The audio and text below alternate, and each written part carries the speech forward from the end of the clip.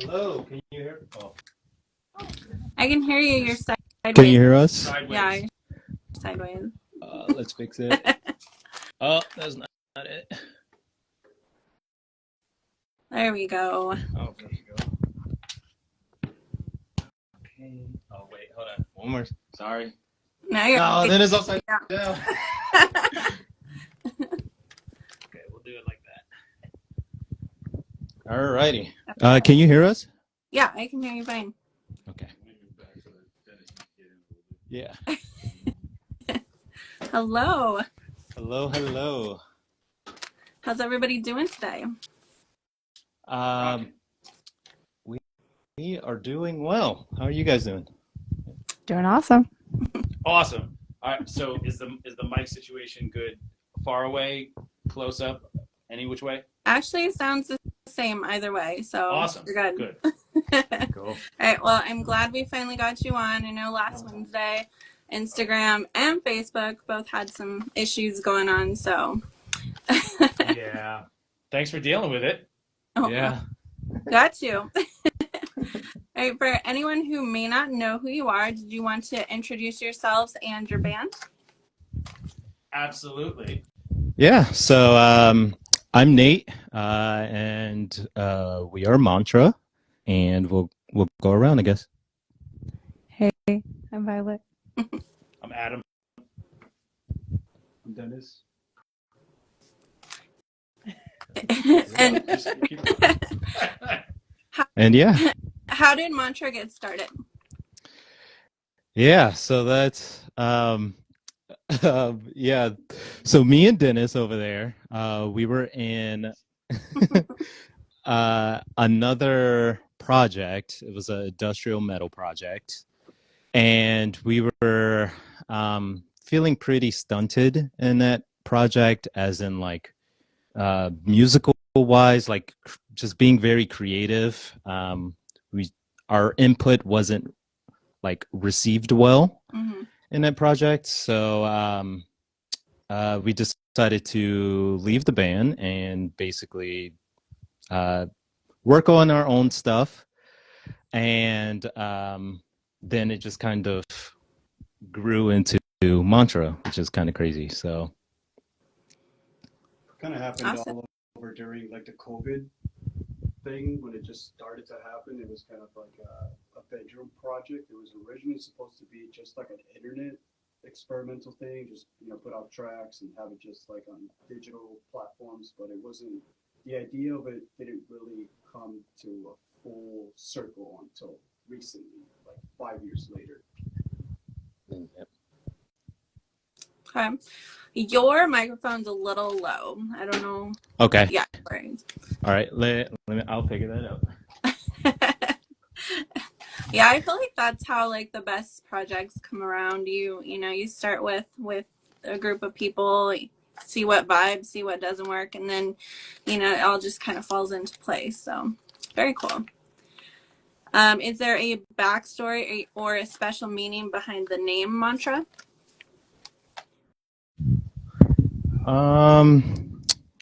I think so. When me and Dennis was, we were literally going through all the names that we could and to see what we could like figure out. Is that better with the mic situation? Can Actually, you tell? yours is good. It was Dennis's that was a little low. Check. You hear me? Is that better for him? It's still a little low. I'm not sure why, because yours is like perfect, and that one's. Hello. Ooh. Hello. Is that better? Yeah, that's better. Okay. So yeah, we were sitting there trying to figure out what's the best name for this project.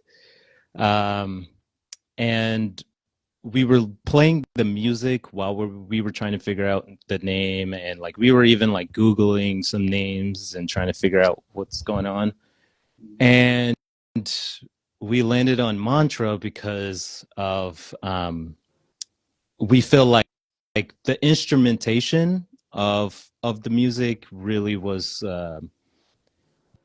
it was very melodic, and if I feel like it could put you in a trance in a way, especially the riffs that Dennis has created. it could kind of put you in your own trance and in your feelings, and it can have you like feel like a special way. So Spiritually, like in this Zen, we thought it like the name kind of encompasses the music and what we were trying to convey, which is this like take you on a journey, you know, something that's like outer body sort of experience, and we just felt like mantra kind of fit that. yep. Very cool. There's someone in the chat that's saying you're cutting out a little bit. We're cutting out. I can hear you fine. I don't know if it's Joss, you might want to leave and then come back. Sometimes that'll fix it, but I think your guys are good on my end. Okay. Yeah, see if that works if you guys can't hear them. How did you individually get into music? Oh, here we've been talking, so we'll let you guys go.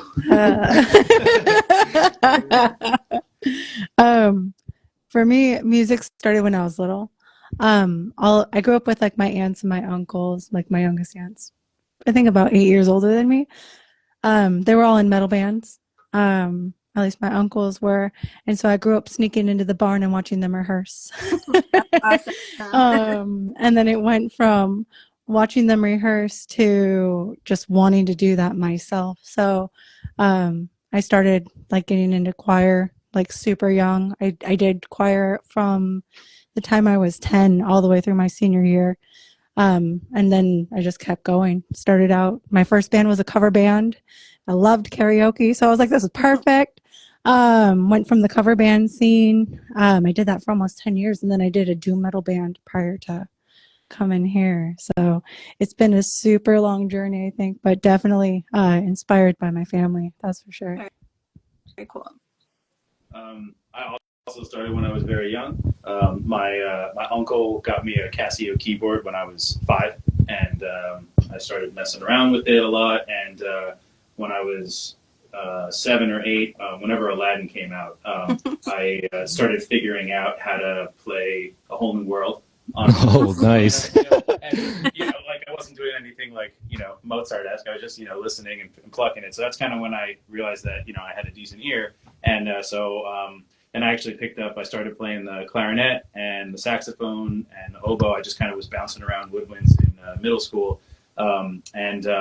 It wasn't until I was in 8th grade, we had this like little language period that sometimes would happen during your recess time.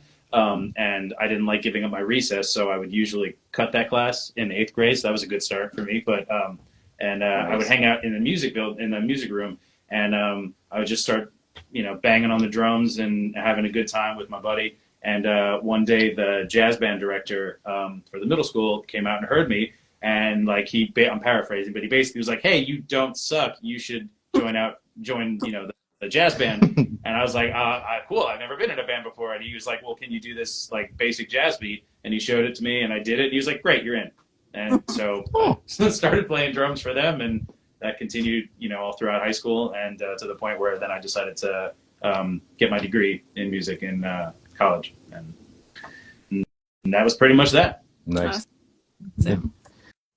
Awesome. So for me, I just moved in with my godmom, who is she's basically my parent, and she didn't have a TV in the house, and so she didn't physically throw an acoustic in my hand, but she's like, it's gonna be boring, so here's an acoustic instrument, right? And the acoustic guitar. And so I just started messing around, of course, doing YouTube University with that. And then somehow, some way, I ended up landing on bass. And like, I just couldn't step away from bass. And so in Chicago, there's this place called the Old Town School of Folk Music. My godmom got me lessons to learn how to play there for bass. And then I joined Afrobeat Ensemble, which is what really whooped my butt into shape in playing bass. So that's how it started out for me. Very cool. For me, the way that it started, my mother taught me how to play piano first, and I think it wasn't until like maybe I think it was like fifth grade. I was watching a Saturday Night Live late night show, and AC/DC came on, and it was Angus Young's playing that just like woke something up, and I was like, oh my god, I need to fucking like pick up a guitar. And it wasn't for like it was that Christmas. I begged my mom. I was like, Mom, can I get a guitar? I want a guitar. I want a guitar.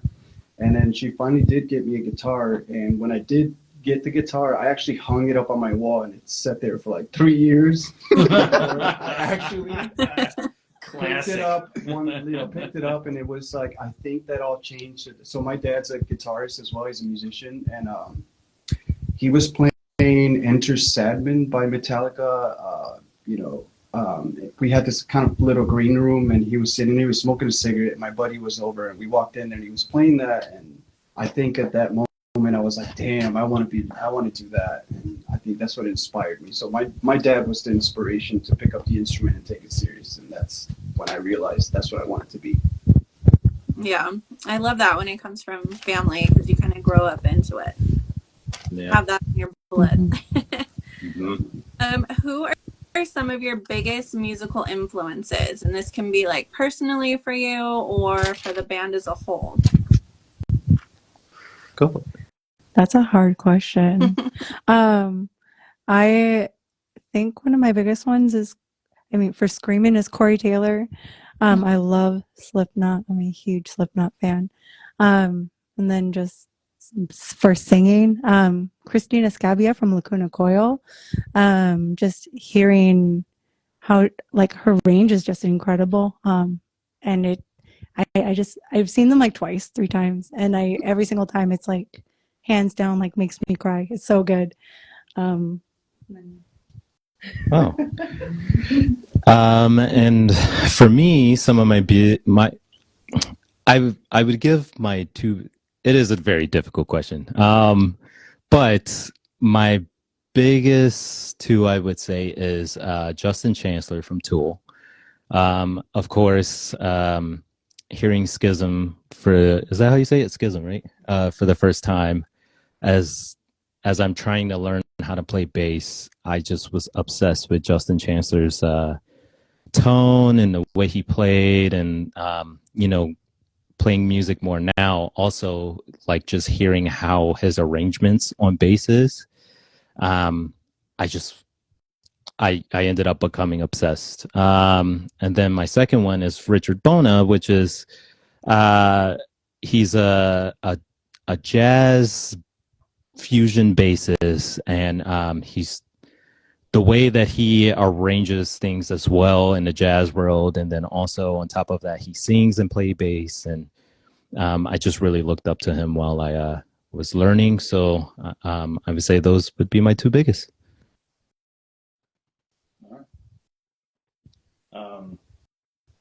Well, so I when I first started listening to music, I was really only listening to like pop stuff on the radio. It took me a while to kind of like dig deep and find things that I was really personally interested in, and I always get shit for it. But so Dave Matthews Band. Yes, I'm so glad he said that. So, I mean, let's be real. That's one of those bands where, like, everybody loves to hate on it. Yes. It's really the fans that ruin it, right? It's just no. I first started to actually realize what drumming could be after hearing Carter Beauford, mostly because I just loved the unique nature of a lot of his drum parts. His drum parts really, played with traditional, pop rock drum parts, and was integral to the song in a way that I hadn't really heard in a lot of music that came on the radio. I mean, there's plenty of good drumming on the radio, but his parts were just very unique and really interesting. And I was also kind of a classical nerd and a film score nerd, so I was really big into John Williams and all of his scores and the sort of thematic nature of that music. So like putting that together with hearing a lot of Carter's beats, it just kind of made me view the drum set as more of a melodic instrument that whose parts are as important to the song as every other instrument, and it's not just, you know, something to beat on 2 and 4 while everybody else gets to play interesting stuff. So that was what started it. And of course, you know, a lot of drummers will say Bonham as their influence, but he also kind of, once I found Led Zeppelin, you know, he kind of continued that path. His drum beats are so iconic, and you could say all sorts of things about him, but you know, you hear a drum groove, and you know, you can tell when it's Bonham. And I really liked that because it again, it brought out that you know, that feeling that this isn't just an accompaniment instrument. It can be, you know, an equal voice in the rest of the band if you view it as such, if you take a creative mindset and try to make those parts interesting and complementary and not just background. So What was the question again? your influences. Influences. Okay. So I like to Where'd you go to split high school? this in a couple categories. So like for as a guitarist and where I strive to be in terms of like how, you know, where I want to reach the level, that for me was Randy Rhoads, Ozzy Osbourne, Blizzard of Oz album. And then as far as like the artist that kind of influences me in terms of like structure and song composition is going to be like Peter Tochtron of Hypocrisy. And then and that also in a different category for like the way that I write and I'm influenced in terms of like how I like to convey emotion and wearing my heart on the sleeve and using that as like drive to drive the melodies of my song is probably going to be Juice WRLD. Very cool. Yeah, I like people who take different genres and different influences to, you know, go off their music, because, you know, sometimes bands like stay in a box and it just sounds, every song sounds the same. Like, experiment a little bit, like, try new things. For so sure. Very cool. It's definitely. Is there anyone on your playlist that might surprise people? Yeah, for sure. So always on rotation is Mariah Carey for me. You know, look, like she was the first CD I ever bought from a swap meet. So like when I'm like, I need something that's gonna like push me, yeah, pop on her very first album. Is it gonna sound good? No, because I'm not even close. But like, not in that genre. But yeah, totally her. And then on the other side, I am really, really big into like Essenger. Like I love EDM. That retro vibe too.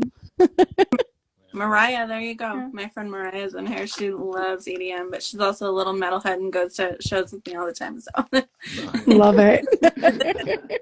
That's my world too. What about you? Go ahead. All right. Oh yeah.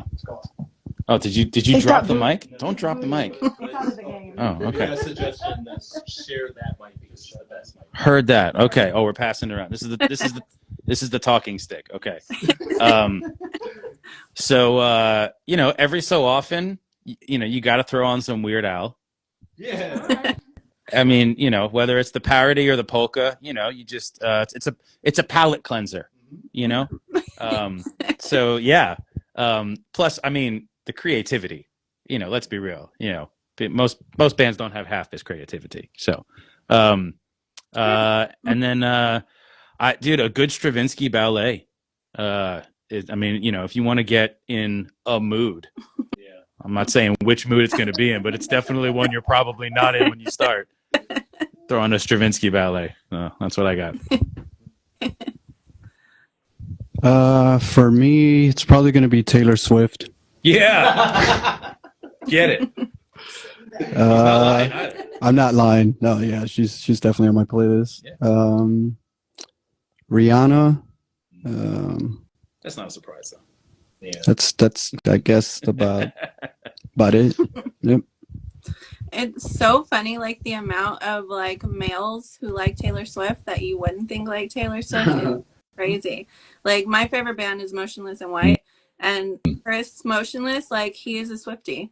Like he's totally admitted it. And yeah, and then Brandon, the drummer, old drummer for the Used, who's now drumming for Rancid, the other day he made a post about going to a Taylor Swift show and like was all stoked about it. What? Yeah. I actually He's also a big Swiftie. I don't know. So I was working. I work at a music venue here in Seattle, and we had Taylor Swift night, and the amount of dudes that did come and was like singing to the top of their, I was surprised myself. So, Yeah. She's just somebody, like, there's like a trend where it's trendy to hate on things, right? Like, it's trendy to hate on Nickelback. It's trendy to hate on Taylor Swift. And it's trendy to hate on Dave Matthews. Like, you can just fill in the gap, right? But, like, every one of those bands has a huge following and people that love them.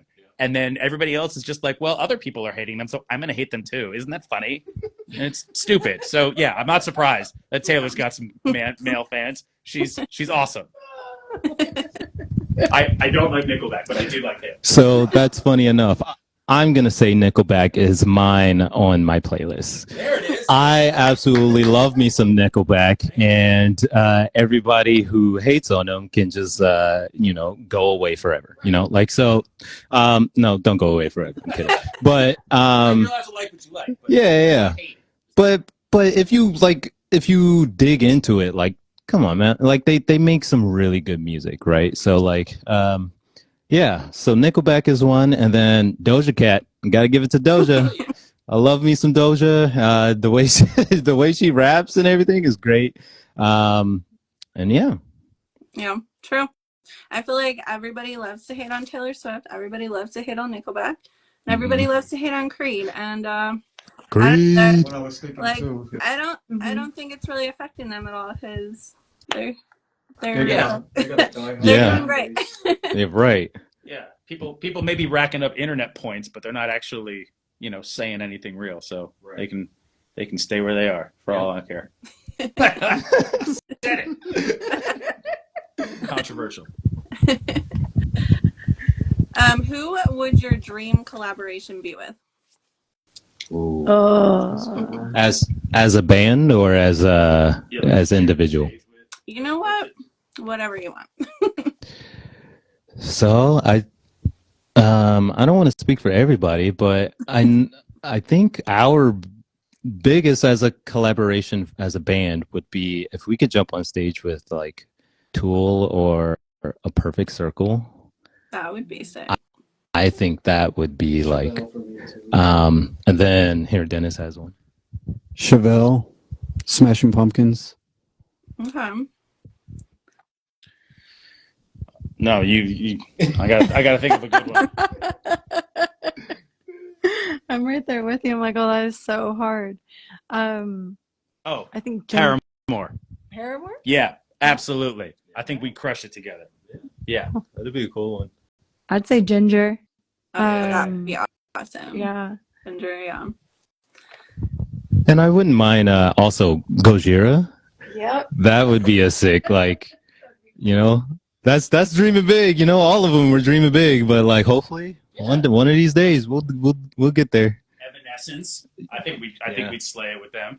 Yeah, I mean, sky's the limit. Like, whoever, Yeah. Yeah. Christina. Yep. I think we could do big with Christina. Christina? Christina Aguilera. Yeah, yeah. Yeah, I mean, what are the one we talking about here? In that Right? case, go with Pink. Yeah. Pink. Yeah. I'm gonna stick with my original answer. Pink. There you go.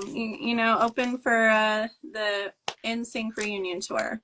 I just like you were saying earlier, it's good to mix genres, and I feel like most people these days, especially with the internet and music being so readily available, like there's so few people that only like one genre, so you may go out to a show and be expecting to see one type of event. You go out to a metal show, you go out to a reggae show, whatever, but I don't think there's anything wrong with having a show where you have almost two completely different genres, as long as it's good music and the energy is good. Right. you know, I think there's potential for all sorts of collabs. Yeah.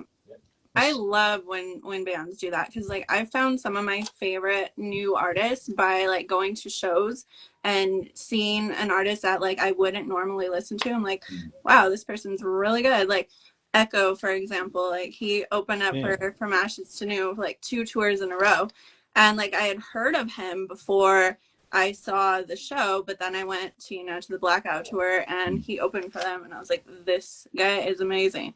And since then, he's just been doing collabs with pretty much everybody. Yeah, So sick. yeah, I love artists that like mix the sounds, use different genres. It definitely stays relevant. And in a way, it like gives the listeners a break.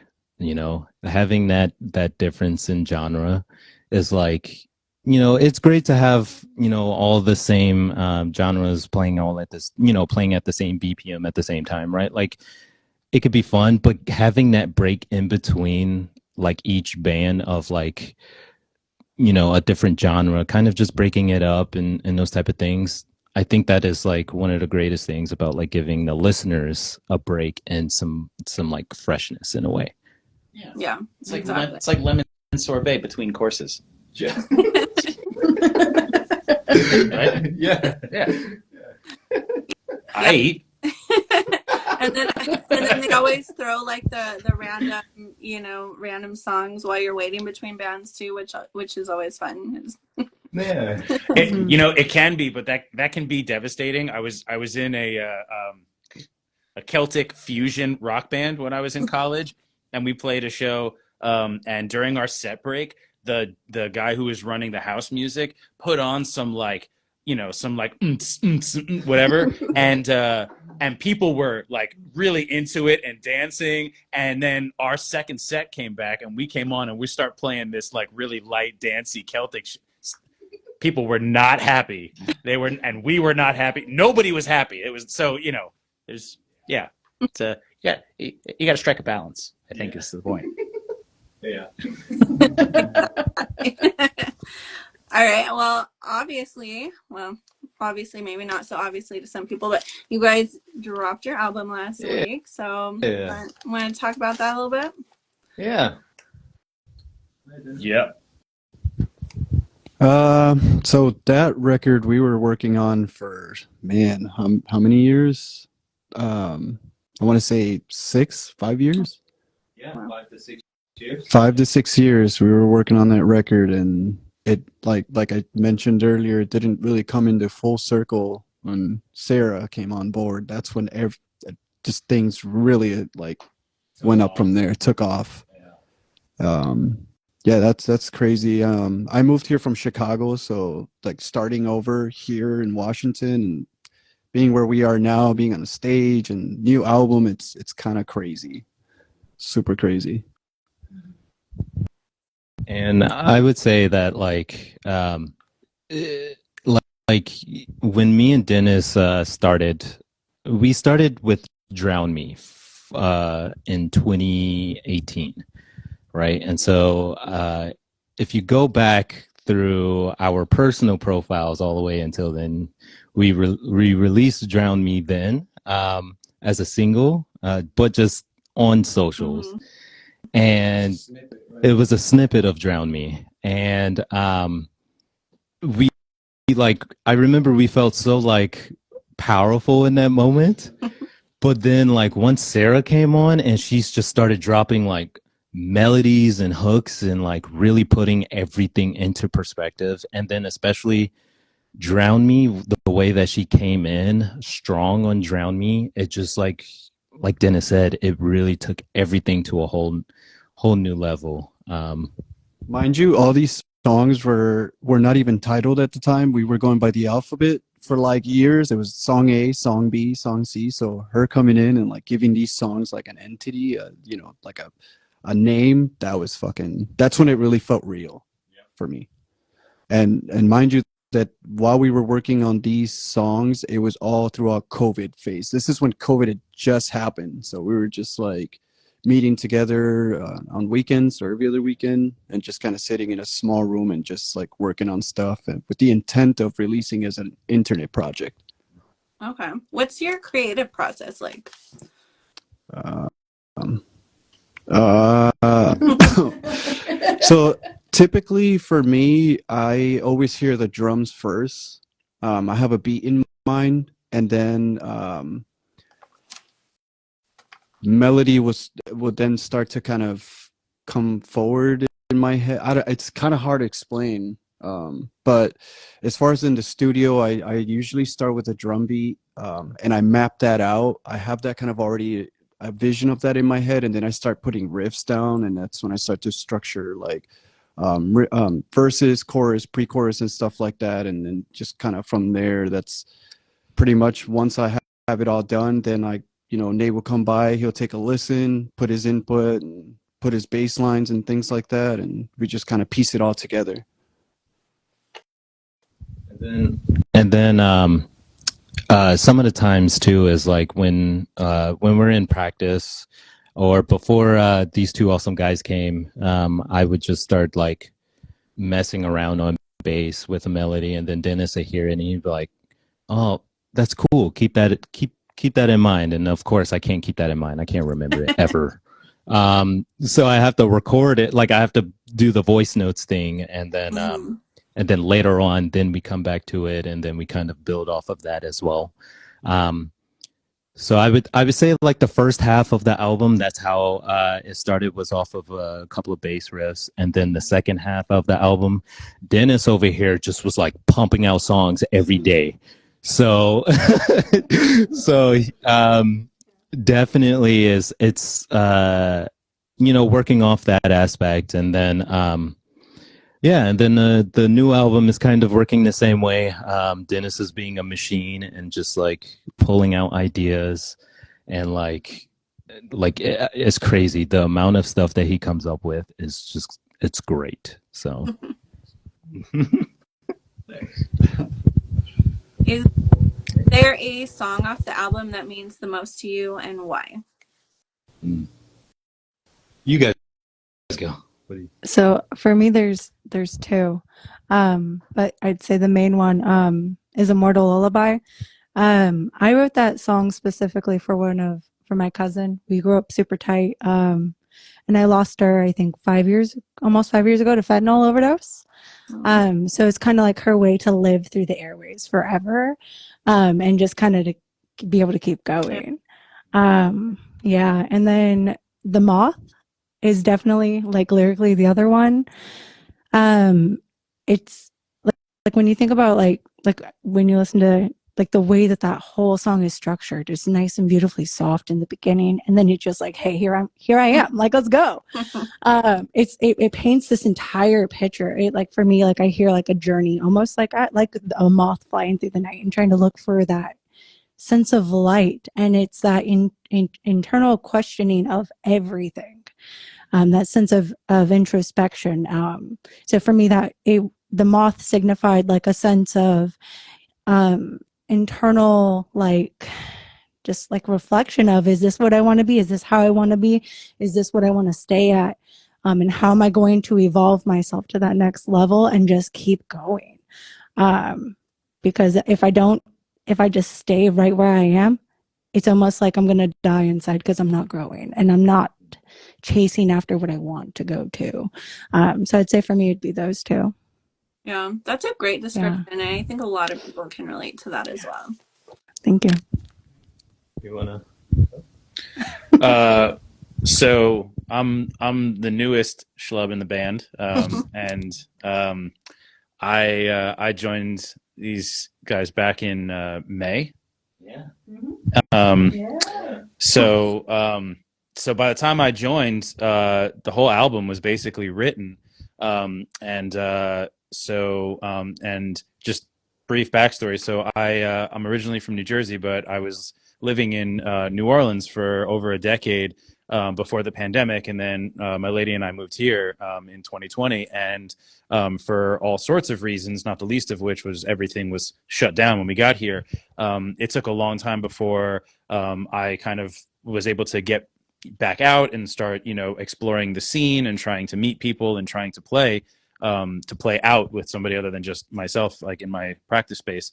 So when I came across these guys on the interwebs, and I heard Drown Me, it really piqued my interest. I've always liked heavy music, but for me personally, there's there's sort of a line beyond which some music can be a little bit too heavy for me. And I heard what they were doing, and it was like such a great mix for me between heaviness, but also melodic ideas, and it seemed ruckusy and not raunchy in a literal way, but just the like a little bit chaotic, but also really controlled. So anyway, it just really appealed to me, and so I had planned to go out of town back to Jersey to visit some family, but I had wanted to audition for them before that, and I wasn't able to meet up with them. So instead, I recorded myself playing like half the tune, and it's literally like all that I had time to do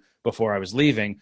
So I learned about half the tune, and like Dennis said, he writes all the drum parts. So the drum parts were already written. So I was basically just learning what he had written, which was both easy because I didn't have to do much thinking, but also difficult because it had to be specific. I couldn't rely on something that felt natural to me. So yeah, I recorded that video and sent it to them, and I got really positive feedback from them. So when I got back from my trip, I was able to show up in person, and we played through Drown Me. And they, like a bunch of idiots, they hired me right on the spot. So that song has meaning just because it was what connected me to the band, and I'm super excited to be a part of this record, even though I wasn't involved in the creation of it, and I'm even more excited to be involved in the process of creating the next one. Awesome. And then I was gonna throw out there like he is definitely doing the next one, so for the drum parts. Yeah.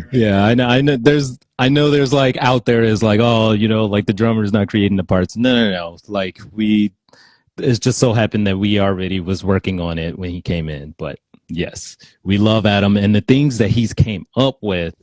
Even with the written drum parts, he even topped what was even written. So right. So yes, just want to make that known. And then what was the question? Now I'm blanking. What was that original question again? A song that means the most to you on the album. Oh, The Moth. Sorry, not to piggyback off Sarah, but for me, The Moth is like, I feel like the beginning of The Moth, if you listen to it, it's me, Dennis, and there's an instrument that's in there, right? Synth that's in there.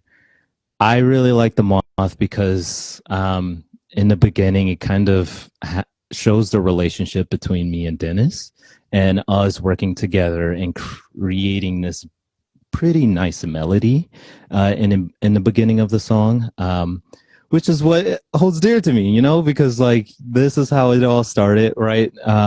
Between me and Dennis, and like playing that on stage and just having that time with me.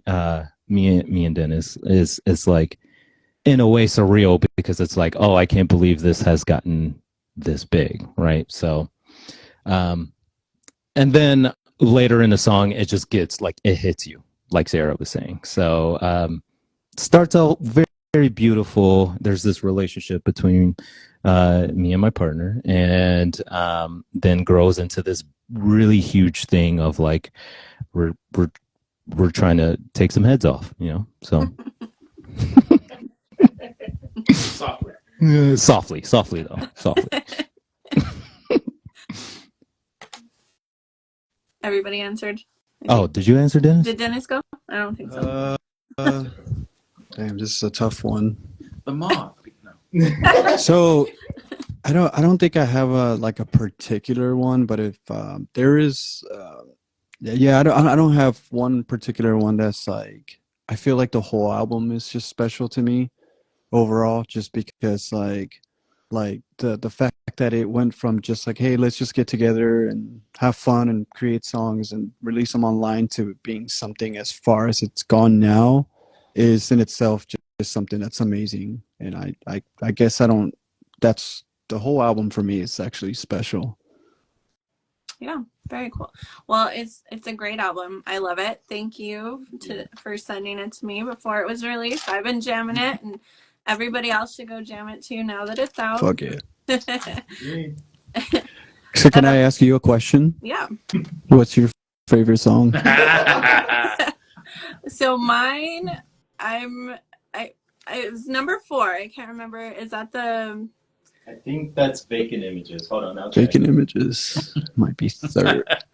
I believe that's Vacant Images. And also, I think you were saying that to me, and when we were chatting. Yeah. It's What It's Worth. What It's Worth. Okay. Yeah. Is the one. All right.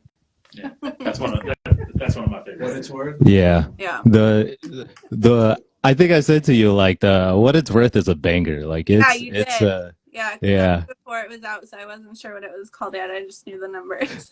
yeah. Yeah. Awesome. What is the funniest or craziest thing that's happened at a show? Oh. Oh, I can go. No. Do you want to go? Go. No. I'm not gonna talk. Something occurred at one of the shows. I'm not gonna name names or blow up anybody's spot. But it involved my drums being handled by other people to get me off stage faster to make room for another band. And I had never had that happen before, where somebody thought that it was a good idea to like touch my drums not only without asking me, but like not even like look in my direction. They just grabbed stuff and started pulling it off stage. And I'm not a violent person. I mean, up here I am, not actually, but my blood has not boiled like that in a long time. And I don't even have nice drums. It just was like, like It's your stuff. yeah, like don't touch my Yeah. baby. That's So that blew my mind. I was not happy about that. But that's of all the things that could have gone wrong, that was it ended up being pretty mild. So I'll just get mine out of the way. So you said craziest and funniest moment, right? Yeah. So this happened recently at our recent show at the Sunset Tavern. I was having a hard time hearing the click that night, and we were supposed to go into the next song, which was Drown Me. And the click started going, and I was looking over at Nate, and Nate just looks back at me, and we're looking at each other. And we were supposed to already be playing the song, so. And I hear the backing tracks in my head, my ear, and I'm like, guys, just start over. It's not working. Go So mulligan. looking back at that moment and seeing it in video, it's fucking hilarious. We're just kind of just sitting there staring at each other, and Nate runs back to the playback and he starts it over again. It's like, okay, now we're good to go. No. I would also say from the Sunset Show is there was a moment where I was playing and I had my back towards Sarah V, and then Adam. I was looking at Adam, and then next one I know, me and V took a step back, and we bumped into each other. And so it was like one of those moments, and then like we both looked at each other. It was like, oh, we're in each other's face, like so. It's one of those things that I think it's like funny is like, as we're starting out and like we're getting used to playing shows together, there's being aware of each other still. I thought that was pretty funny. So yeah. Yeah, I think like even major bands do that. I think you just get lost in the moment. I've seen bands like bump into each other all the time on stage. Yeah. Especially like trying not to smack people with your headstock, even though my bass don't have a headstock, but still like being aware of like turning around and V is right there and not like taking her at all. So yeah. I All right. So at this last show too, it was great because we got the crowd really into it, got people like clapping and like just really getting up. And we had this one guy, he was getting in front of like the videographer and in front of the photographer, and he's just getting everybody's way, but he's super into it. And he's all like happy and going like this and like reaching out and trying to, like touch into the stage and stuff. And I thought it'd be great because his hand's out. I was like, cool, I'm just going to touch this guy's hand. And I reached out and I touched his hand really gently, and he kind of freaked out, looked at his hand, looked at me, and then he disappeared. That was like the funniest thing. Yeah. And then he ended up coming back on the next song, but that was like one of the funniest things ever because I was like, well, your hand's there. I'm going to touch it, bud. Yeah. Yeah. That guy was great because he was also on my side. Like, he's a great hype man. So if he's watching or if he sees this video, we appreciate you. Because he was on my side and he was going crazy, and I was getting a little bit distracted because I'm like, oh man, this guy's really feeling the music. And then at one point he tried to, come and jump on stage, but I looked at him and he looked at me and then he was like, oh, should I not do this? And I'm like, nah, man, don't do this. Doing this like weird summoning thing too, where he's putting his hands out and he's like doing that. Like, yeah, he's great. Like, keep coming back to our shows. We like you. That is pretty funny. What is your favorite song to perform live? Oh, that's a tough one. Yeah, I'm gonna let you handle this. Well, I got two. I can't ever have one, guys. I'm sorry. I'm indecisive. I love playing Final Chapter.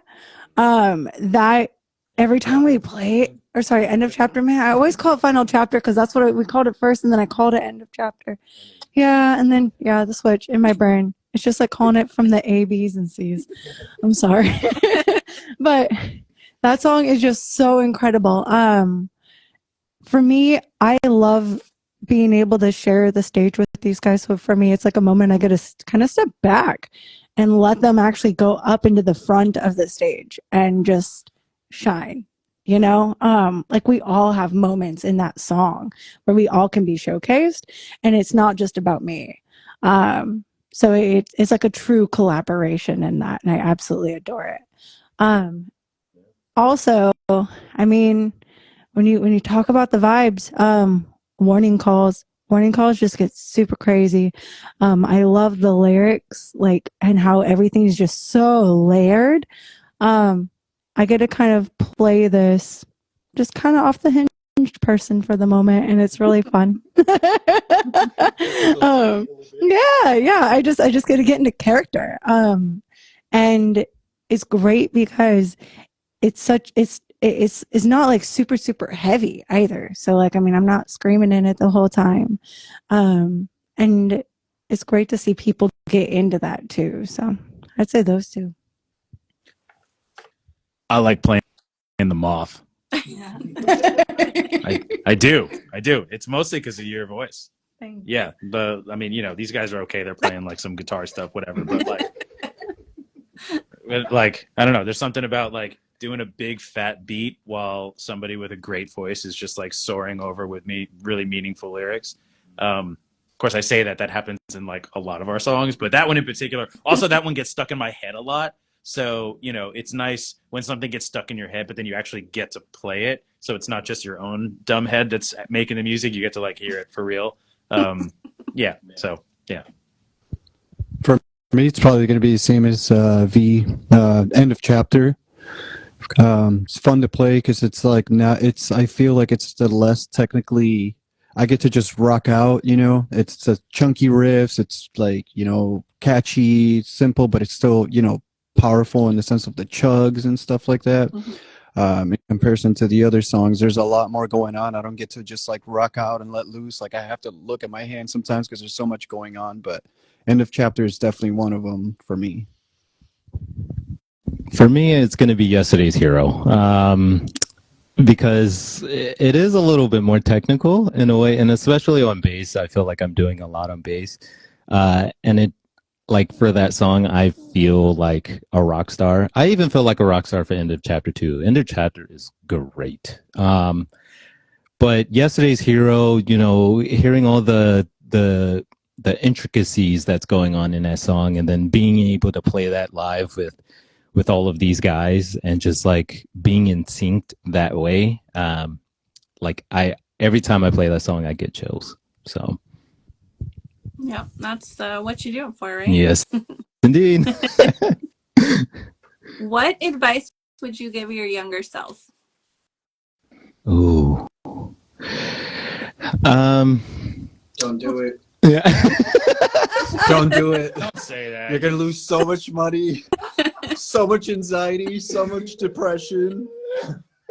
Yeah, no, I can see you being a lot happier behind the desk. Yeah, desk job. Yeah. Yeah. For me, it would be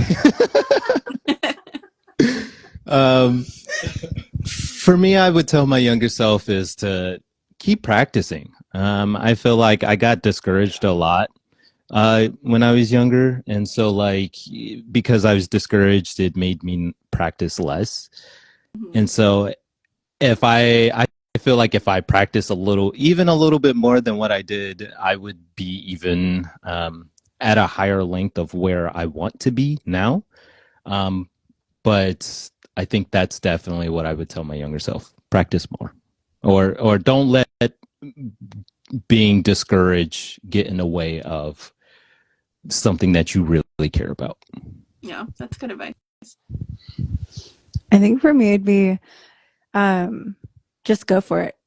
Just do it. I was in choir and stuff a lot growing up, but as far as being a musician, that encouragement wasn't always as forefront, you know. So I got a lot more, well, you know, but you should think about doing something else as a career that's going to pay for, you know, all these things. But in retrospect, if I just didn't care about what others thought and I just did it on my own, because that was the other thing.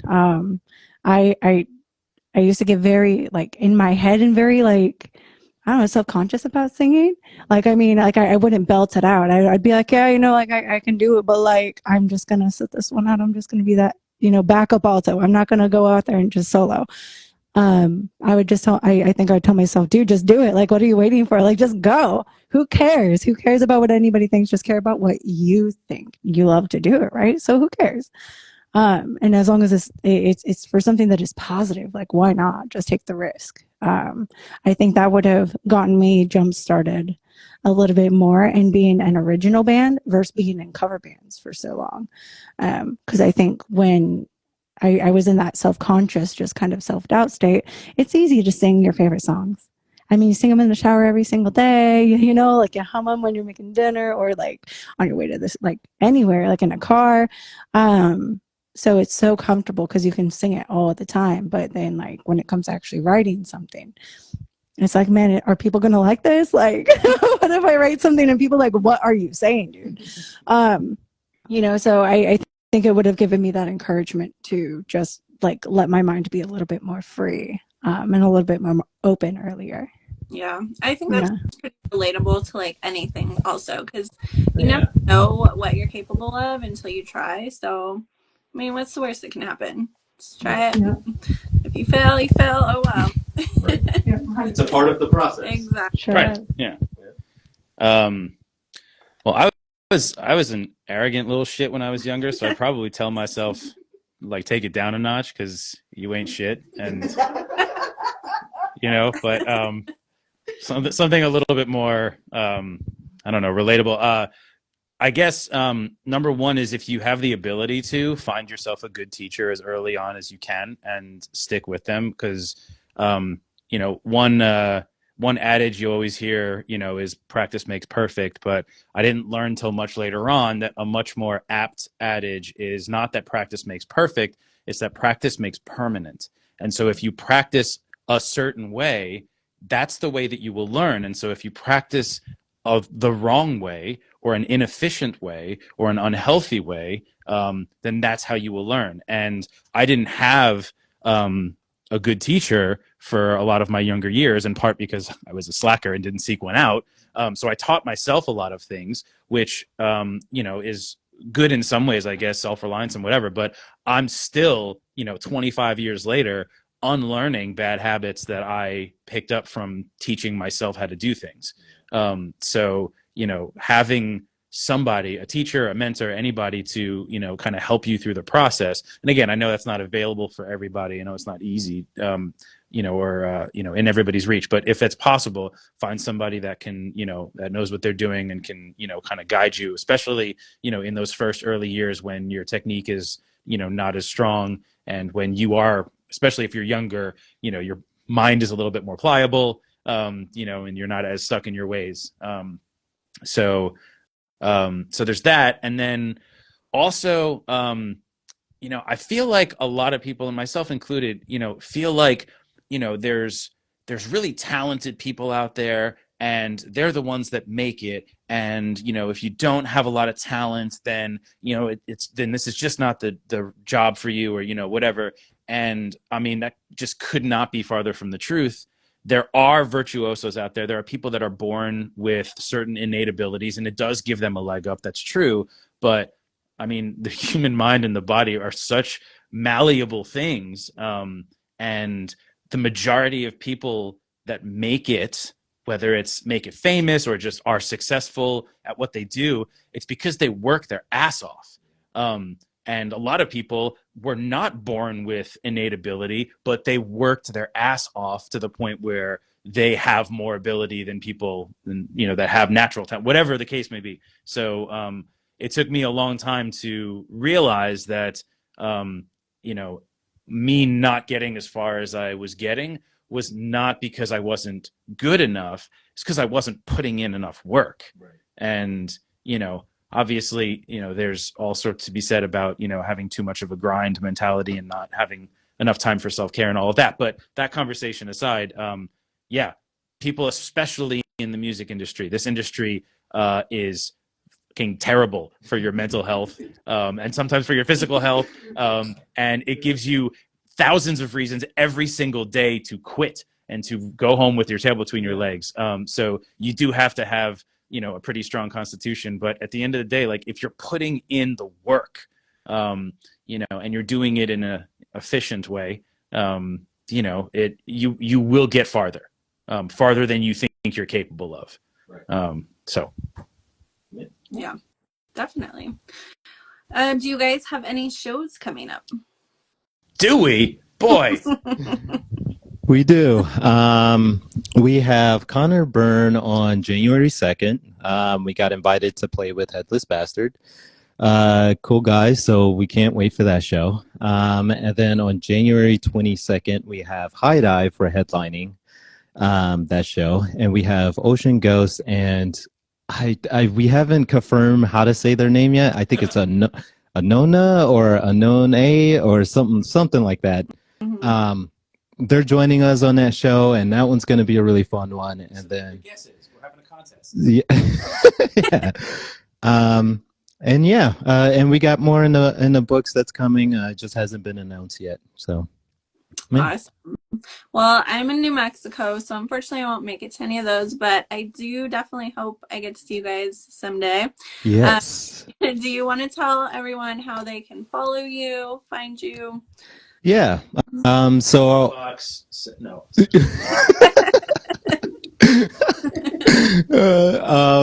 we're on every social platform: Instagram, Facebook, not Twitter or X or whatever it's called. But Instagram, Facebook, YouTube, you can find us at MantraOfficial24. And then you can find our album on all platforms. It's called The Mall. Awesome. And you guys are in like the Seattle area, is that right? Yes. Okay, cool. Well, if you're in that area, definitely go to one of their shows. If not, stream their music, go follow them, all of the above. But definitely follow them to get all the updates on the new shows, new music, all of that stuff. But this has been a lot of fun, guys. Thanks so much for coming on. And I can't wait to hopefully see you guys someday. Yeah, and thanks for having us. This is our first one, and I'm enjoying this. So like, it looks like these guys are too. So Yeah, definitely. You'll Um, have to come back after you've made some new music. We can do some other. yes, yeah, We'll have Oh, a yeah. lot more stories to tell you about our show. Exactly. That's for sure. yeah. All Yeah. right, guys. Well, you have a good rest of your day. You as well. Thanks, everybody. See you Bye. guys. Bye.